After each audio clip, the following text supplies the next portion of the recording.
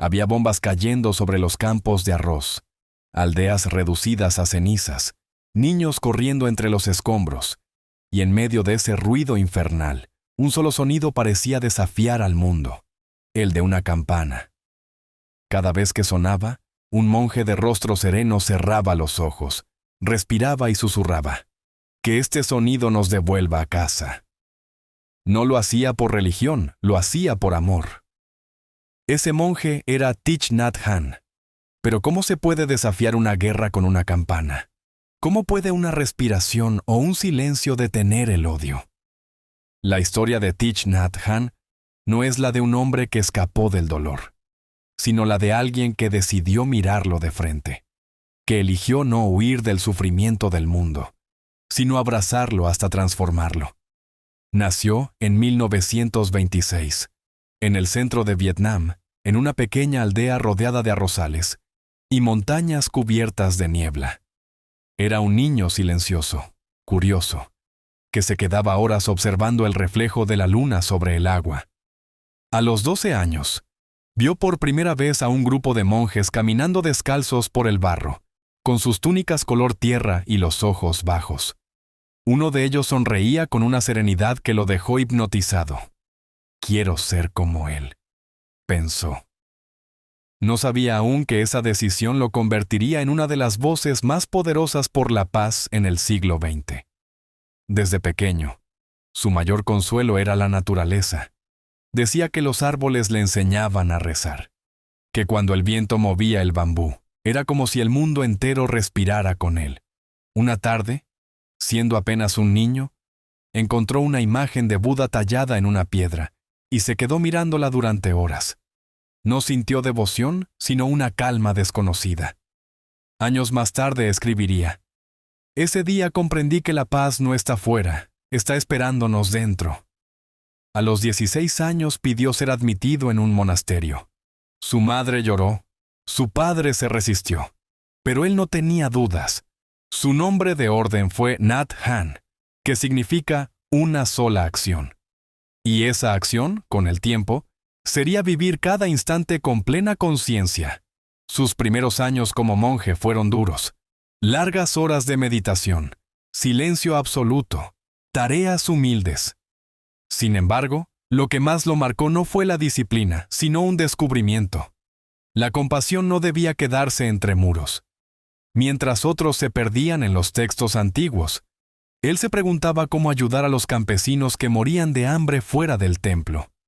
Cuando estalló la guerra de Vietnam, Thai, como lo llamarían sus discípulos, maestro, entendió que su práctica espiritual debía salir a los caminos. Había sido enviado a estudiar a Estados Unidos, pero desde allá veía las noticias y no podía dormir. Escribía en su diario: «Mi país arde, y yo estoy aquí, respirando aire limpio. No puedo quedarme». Volvió a Vietnam y encontró su tierra partida en dos. Los del norte y los del sur se mataban en nombre de distintas ideologías, pero los cuerpos caían igual. La compasión no tenía bando. Mientras muchos monjes se encerraban en los templos, Thai creó lo que llamó el budismo comprometido para él. Meditar no era cerrar los ojos al mundo, sino abrirlos más. Dijo una frase que lo acompañaría toda su vida: «La compasión verdadera no toma partido, abraza el sufrimiento de todos». Con esa idea fundó la Escuela de la Juventud para el Servicio Social.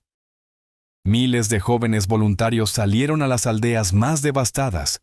No llevaban armas, llevaban arroz, medicinas, libros y una determinación serena. Reconstruían casas bajo el fuego, curaban heridos de ambos lados y recitaban mantras entre el humo. Uno de aquellos jóvenes que se unieron a su escuela recordaría más tarde: «Caminábamos entre los bombardeos y él nos decía: si tienes miedo, respira por los que no pueden respirar. Si lloras, deja que tus lágrimas rieguen la tierra para que un día crezca algo nuevo». Algunos de esos voluntarios nunca regresaron, y Thai guardó sus nombres escritos en pequeños trozos de papel que llevaba siempre consigo, como si sus vidas siguieran respirando a través de él. Una tarde, en una aldea arrasada, Thich Nhat Hanh encontró a un soldado estadounidense tendido entre los restos de un templo. Tenía el pecho cubierto de sangre. Los aldeanos lo miraban con miedo y odio. Él se arrodilló, le limpió las heridas y le dio agua. El soldado lo miró sorprendido, con los ojos llenos de lágrimas. «¿Por qué me ayudas?», murmuró. Thai respondió con calma: «Porque el sufrimiento no tiene uniforme». Ese gesto, simple y silencioso, se convirtió en símbolo de su enseñanza. En medio del horror, él veía seres humanos, no enemigos. Sabía que la paz no podía construirse con odio, porque el odio solo alimenta nuevas guerras. Esa convicción le costó caro. Tanto el gobierno del norte como el del sur lo consideraban un traidor. Uno lo acusaba de ser comunista, el otro de ser espía del enemigo. Recibió amenazas, fue vigilado y finalmente tuvo que huir. En 1966 partió al exilio. Tenía 40 años y dejaba atrás su tierra, sus amigos, sus templos. Antes de irse, caminó por última vez hasta el río donde había jugado de niño. Se arrodilló, tocó el agua y dijo: «Nos volveremos a encontrar cuando el río y yo seamos uno». No volvería a Vietnam durante 39 años. El exilio fue un desierto interior. En París, donde se refugió, nadie entendía su idioma. Dormía poco, caminaba mucho. A veces, decía que sentía el olor del arroz vietnamita en sueños. Pero no se detuvo. Comenzó a escribir libros, a dar charlas, a hablar de la atención plena como una forma de curar no solo el alma, sino también a la humanidad. Su voz suave, casi un susurro, llegaba a quienes estaban cansados del ruido de la guerra. Entre ellos, un hombre al otro lado del océano, Martin Luther King Jr. Hubo noches en que dudó. Caminaba por las calles frías de París y se preguntaba si su mensaje tenía sentido en un mundo que prefería el ruido. En una carta a un amigo escribió: «Cuando medito, veo los rostros de los que perdí. Pero entonces, escucho mi respiración y sé que no estoy solo. Ellos respiran conmigo». Esa capacidad de transformar la nostalgia en compasión fue lo que lo salvó cuando se conocieron, en 1966. Fue como si dos ríos se encontraran. King había oído hablar de aquel monje que predicaba la paz en medio del fuego. Thai le habló del budismo comprometido, y King se quedó en silencio largo rato. Luego le dijo: «Tu mensaje es lo que el mundo necesita. Eres mi hermano». Ambos compartían la misma visión, que la verdadera revolución no era política, sino espiritual. Un año después, King lo nominó al Premio Nobel de la Paz. En su carta escribió: «No conozco a nadie más merecedor que este gentil monje budista de Vietnam». Gracias a ese encuentro, su voz comenzó a cruzar fronteras.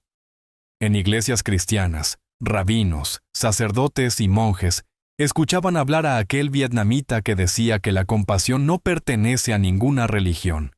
Repetía: «La espiritualidad no separa, reúne. No dice quién tiene razón, sino cómo podemos escucharnos». Muchos encontraron en sus palabras un puente entre Oriente y Occidente, entre el silencio y la acción. Cuando King fue asesinado en 1968, Thich Nhat Hanh lloró como si hubiera perdido a un hermano. Durante días guardó silencio. En su diario escribió: «Lo mataron con balas, pero su espíritu sigue respirando en cada acto de paz». Desde entonces, su misión se volvió aún más clara: enseñar al mundo a respirar. A lo largo de los años 70 y 80, Thai fundó comunidades de práctica en Francia, Estados Unidos y muchos otros países. Pero fue en el suroeste de Francia, en un lugar rodeado de colinas y viñedos, donde su mensaje encontró raíz: Plum Village. Allí, miles de personas llegaron buscando lo que él llamaba el arte de vivir despiertos. No era un monasterio tradicional. En lugar de rezos solemnes, había caminatas en silencio. En lugar de reglas estrictas, Había sonrisas. Enseñaba a comer una mandarina con atención total, a saborear cada gajo como si fuera el universo. Decía: cuando comes, solo come. Cuando caminas, solo camina, porque la vida solo ocurre ahora. En los amaneceres de Plum Village, se le veía barrer las hojas con lentitud. Cuando alguien le preguntaba por qué lo hacía él mismo, respondía sonriendo: cada hoja que levanto es un pensamiento que dejo ir. En invierno, les enseñaba a sus discípulos a escuchar el silencio de la nieve, y decía: el silencio también tiene sonido si lo escuchas con el corazón. Los niños lo adoraban. A veces jugaba con ellos en los jardines y les decía: cada paso que das puede ser un beso a la tierra. En su presencia, incluso las personas más tensas se volvían suaves.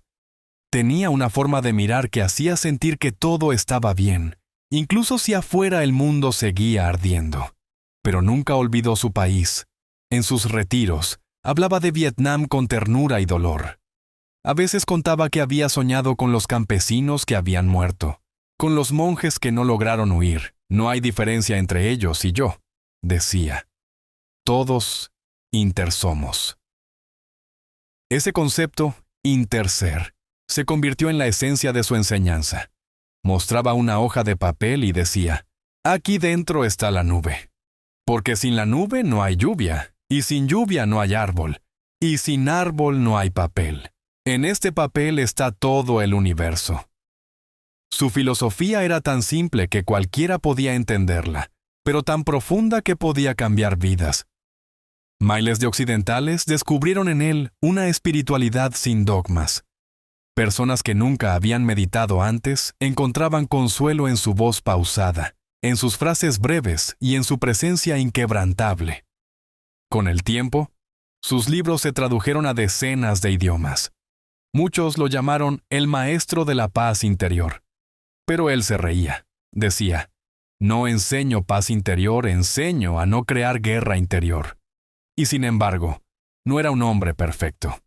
A veces, contaba que la tristeza lo visitaba como una vieja amiga. En una entrevista, le preguntaron si alguna vez había sentido odio. Respondió: sí, pero lo abracé con ternura hasta que se disolvió. Esa frase se volvió una de las más repetidas por sus discípulos. En 2005, después de casi 4 décadas de exilio, pudo regresar a Vietnam. Cuando su avión aterrizó, decenas de monjes lo esperaban en silencio. Él bajó los escalones lentamente, tocó el suelo con la frente y lloró. Caminó descalzo por los senderos de su antigua pagoda, Tu Hieu, donde había sido novicio. Los árboles de bambú seguían allí. Los mismos estanques, las mismas campanas. Los ancianos del pueblo lo miraban pasar sin saber qué decir. Algunos se arrodillaban. Otros simplemente sonreían. Era como si un hijo perdido regresara a casa después de medio siglo. En los años siguientes, continuó enseñando, escribiendo y guiando a sus comunidades. Pero en 2014 sufrió una hemorragia cerebral que le robó la voz. Ya no podía hablar. Los médicos decían que su cuerpo estaba débil, pero sus discípulos sentían que su presencia era más fuerte que nunca. Cuando alguien se acercaba a su habitación, él lo miraba con serenidad, tomaba su mano y respiraba lentamente. Esa respiración se convertía en enseñanza. Su silencio era más elocuente que cualquier palabra. Uno de sus estudiantes escribió: cuando lo mirabas, comprendías lo que era estar completamente vivo. Él no hablaba, pero nosotros escuchábamos todo. Thich Nhat Hanh falleció en 2022, a los 95 años, en la misma pagoda donde había comenzado su camino. Murió en silencio, rodeado de monjes y discípulos que recitaban mantras. Algunos dicen que su último gesto fue una leve sonrisa. Su cuerpo fue incinerado, y las cenizas fueron esparcidas en muchos países, tal como él había pedido. No busquen mis restos, había dicho. Si me quieren encontrar, miren en su respiración, en sus pasos, en las hojas de los árboles. Hoy, en Plum Village, cada vez que suena la campana, los monjes detienen lo que estén haciendo, cierran los ojos y respiran 3 veces. En esas 3 respiraciones está toda su enseñanza. Estar presentes, no huir del sufrimiento, amar sin fronteras. Quizás por eso, cada vez que el mundo vuelve a incendiarse, sus palabras regresan como un eco antiguo.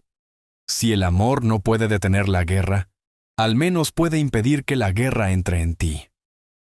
Thich Nhat Hanh no dejó monumentos, sino prácticas simples. Respirar, caminar, sonreír. Pero quienes lo conocieron dicen que, al hacerlo, sentían que el universo entero respiraba junto a ellos. Si esta historia tocó algo en ti, te invito a quedarte con nosotros. Cada semana compartimos vidas que dejaron huella, que encendieron luz en medio del dolor. Suscríbete a Luz en la Historia, y si algo de lo que escuchaste te inspiró, déjalo en los comentarios. Nos encantará leerte y seguir juntos este camino de conciencia, belleza y humanidad.